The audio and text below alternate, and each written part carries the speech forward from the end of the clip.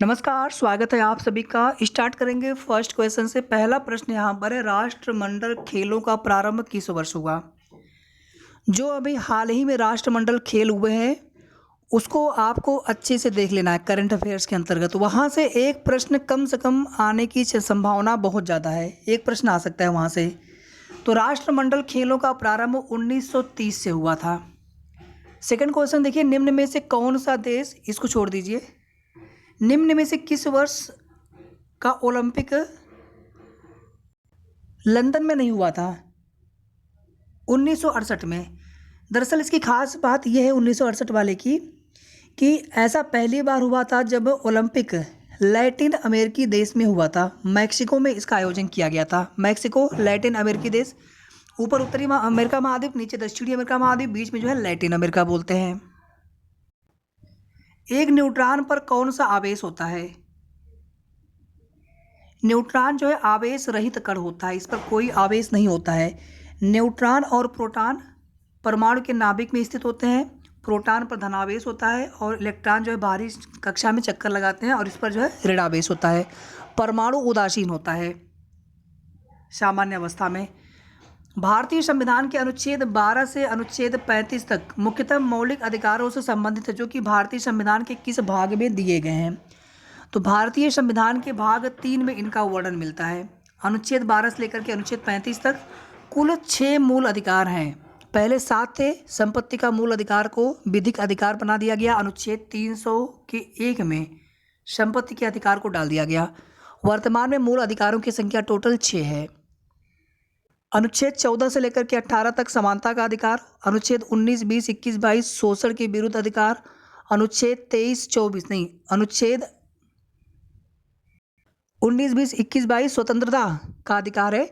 23, 24 शोषण के विरुद्ध अधिकार है। 25, 26, 27, 28,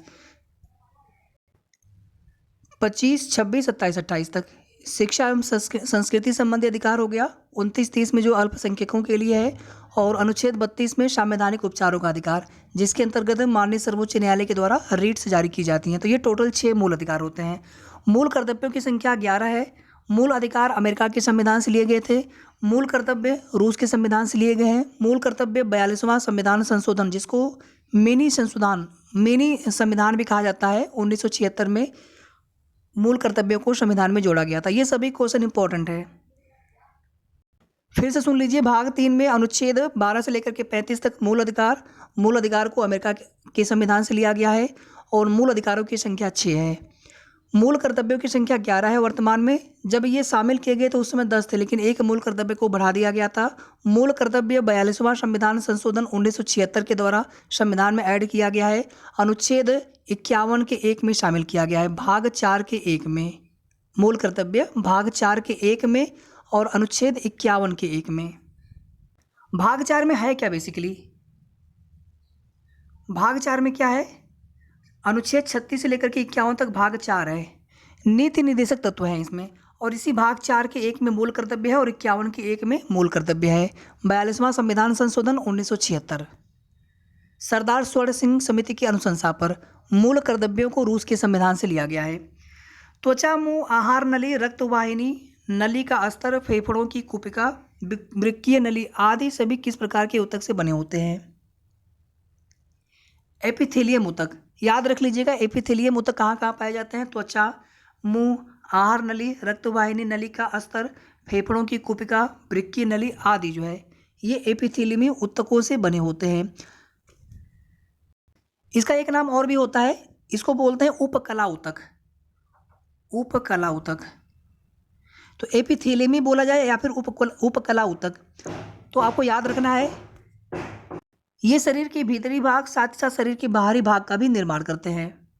अगला क्वेश्चन, किसी पदार्थ का क्या उसके एकांक आयतन के द्रव्यमान को कहते हैं? एकांक आयतन हो मतलब आयतन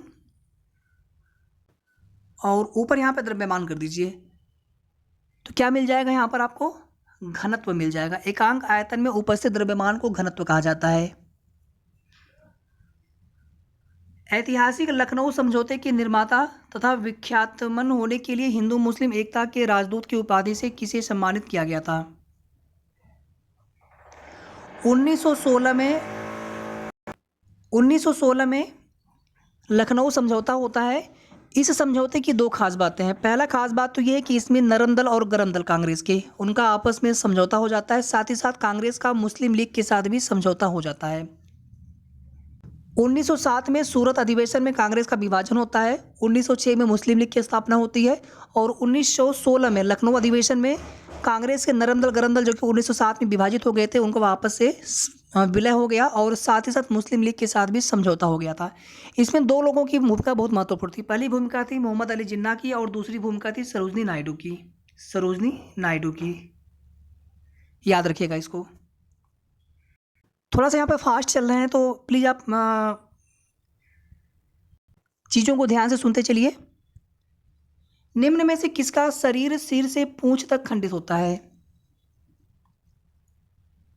वलइन जाति, इसी को बोलते हैं एनेलिडा। जैसे केचुआ फॉर एग्जाम्पल एनेलिडा संघ, या फिर इसी को वलइन जाति कहा जाता है।